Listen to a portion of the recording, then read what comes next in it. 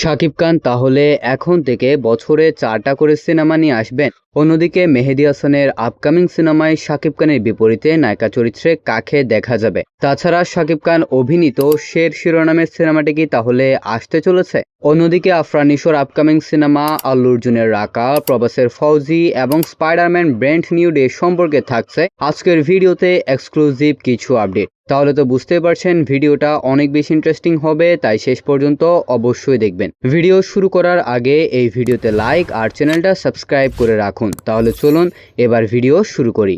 শুরুতে আসি ফৌজি সিনেমার কাছে। রেবেল স্টার প্রবাস অভিনীত ফৌজি সিনেমার কন্টেন্ট 15ই আগস্ট আসবে এমনটাই ধারণা করা হচ্ছে, তবে 100% শিওর না। তবে এতটুকু বলতে পারি, ভিডিও কন্টেন্ট যদি প্রকাশ পায়, সিনেমাটিকে ঘিরে সোশ্যাল মিডিয়ায় আবারও অন্য লেভেলের হাইপ শুরু হয়ে যাবে। প্রথম পোস্টার রিলিজের পর আমরা যেটা দেখেছি, এবার তার চেয়েও বেশি হাইপ তৈরি হবে। আর যদি 15ই আগস্ট ভিডিও কন্টেন্ট আসে, তাহলে সেটার স্কেল দেখলেই বুঝতে পারবেন ফৌজি ঠিক কোন লেভেলে তৈরি করা হচ্ছে। রাধেশ্যামের পর প্রবাসকে তার সবচাইতে স্টাইলিশ অবতারে এই সিনেমাতেই দেখা যাবে। 1940-এর দশকের সময়কাল অনুযায়ী পোশাক থাকলেও সেখানে আধুনিকতা ছোঁয়া থাকবে। তবে সিনেমাটির মুক্তির তারিখ নিয়ে এখনো দুই ধরনের খবর শোনা যাচ্ছে। একটি খবর অনুযায়ী ফৌজি নির্ধারিত সময়ে মুক্তি পাবে এবং 2 ডিসেম্বর থেকে প্রিমিয়ার শো শুরু হবে। আবার অন্যদিকে শোনা যাচ্ছে মৈত্রী মুভি মেকার্স তাদের অন্য একটি সিনেমাকে এই তারিখে মুক্তির জন্য প্রস্তুত করছে এবং ফৌজির তারিখ আপাতত ধরে রাখা হয়েছে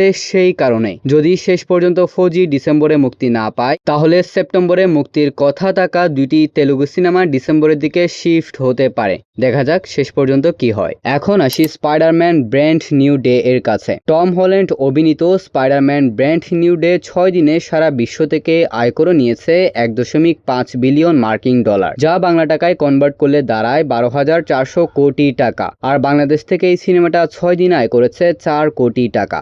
ইতিমধ্যে এই সিনেমা অসংখ্য বড় বড় সিনেমার রেকর্ডকে ভেঙে দিয়ে নতুন রেকর্ড তৈরি করে নিয়েছে।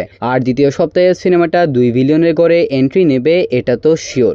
এখন আসি রাকা সিনেমার কাছে। গত কয়েক মাস ধরে গুঞ্জন চলছিল আইকন স্টার আল্লু অর্জুন অভিনীত রাকাতে বিশেষ ক্যামিওতে দেখা যেতে পারে বলিউডের বাদশা শাহরুখ খানকে। তবে লেটেস্ট রিপোর্ট অনুযায়ী খবরটি পুরোপুরি ভুয়া, আর এই সিনেমার জন্য কখনোই শাহরুখ খানকে অ্যাপ্রোচ করা হয়নি। অন্যদিকে রাকার শুটিং চলছে পুরোদমে। গত সপ্তাহেই সিনেমাটির একটি বিশাল অ্যাকশন সিকোয়েন্সের শুটিং সম্পন্ন করা হয়েছে। কয়েকদিনের বিরতির পর 6 তারিখ থেকে শুরু হয়ে গিয়েছে এই সিনেমার আরও একটি নতুন শিডিউল, যেখানে আল্লু অর্জুন ও দীপিকা পাদুকোনের গুরুত্বপূর্ণ কিছু সিকোয়েন্সের শুটিং করা হচ্ছে। বিশ্বের নামি দামি এবং বড় বড় টেকনিশিয়ান টিম নিয়ে তৈরি করা হচ্ছে এই মেগা প্রজেক্ট। তবে এবার দেখার বিষয় এই সিনেমার আউটপুট বা শুটিং এর আউটপুট কেমন বের হয়ে আসে। এখন আসি আফরান নিশোর কাছে। জনপ্রিয় পরিচালক জাহিদের পরিচালনায় আফরান নিশো এবার ব্যাক করছে খলনায়ক শিরোনামের একটি সিনেমার মাধ্যমে। সম্ভবত এই সিনেমার মাধ্যমে তৃতীয়বারের মতন আফরান নিশো জুটি বাঁধতে চলেছেন তমা মির্জার সাথে। বিশ্বস্ত সূত্র থেকে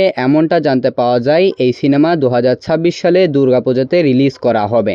অফিসিয়ালি এই সমস্ত বিষয় ঘোষণা করা না হলেও আপাতত কিছু সোর্স এমনটাই দাবি করছে। লেটস সি কি হয়। এখন আসি শাকিব খানের কাছে।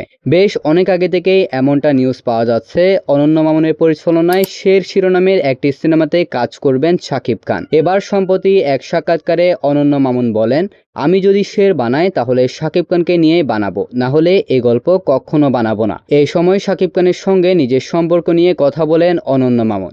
তিনি জানান, শাকিব ভাইয়ের সঙ্গে সিনেমার বাইরে আমার যে সম্পর্ক সেটা সারা জীবন একই রকম থাকবে। পরিচালকদের মধ্যে যদি শাকিব ভাইয়ের সবচেয়ে কাছে 2 জন মানুষ থেকে থাকে, তাহলে তাদের মধ্যে আমি একজন। অন্যদিকে ইনসাইড সোর্স থেকে এমনটা জানতে পাওয়া যাচ্ছে, 2027 সাল থেকে বছরে 4টা সিনেমায় কাজ করতে দেখা যাবে মেগাস্টার শাকিব খানকে। সামনে মুক্তি পেতে চলেছে শাকিব খান অভিনীত সোলজার।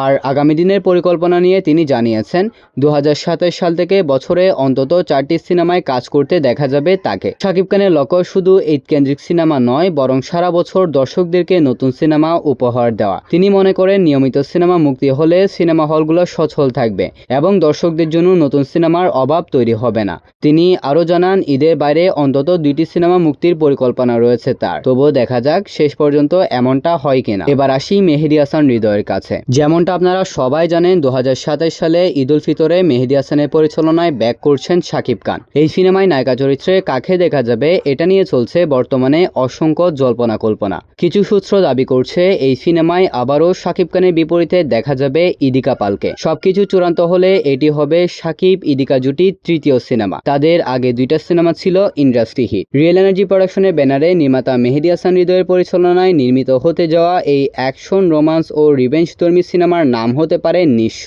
যদিও এটা এখনো অফিসিয়াল না। তাছাড়া এই সিনেমাটাতে ইদিকা পাল আদৌ থাকছেন কিনা সেটারও আনুষ্ঠানিক ঘোষণা এখনো দেয়নি নির্মাতা পক্ষ। আর সবকিছু পরিকল্পনা অনুযায়ী এগোলে চলতি বছরের অক্টোবর মাস থেকে এই সিনেমার শুটিং শুরু হয়ে যাবে। আর এর মধ্যে আমরা এই সিনেমা সম্পর্কিত অসংখ্য আপডেট সামনে আসতে দেখতে পারবো। বিশেষ এই প্রজেক্টটি হবে শাকিব খান ও মেহেদী হাসানের দ্বিতীয় সিনেমা। সো গাইস, এটাই ছিল আজকের ভিডিও। যদি ভালো লাগে তাহলে ভিডিওতে লাইক আর চ্যানেলটা সাবস্ক্রাইব করতে ভুলবেন না। তাহলে দেখা হবে পরবর্তী আরেকটি ভিডিওতে। ততক্ষণ ভালো থাকবেন, সুস্থ থাকবেন, টেক কেয়ার, আল্লাহ হাফিজ।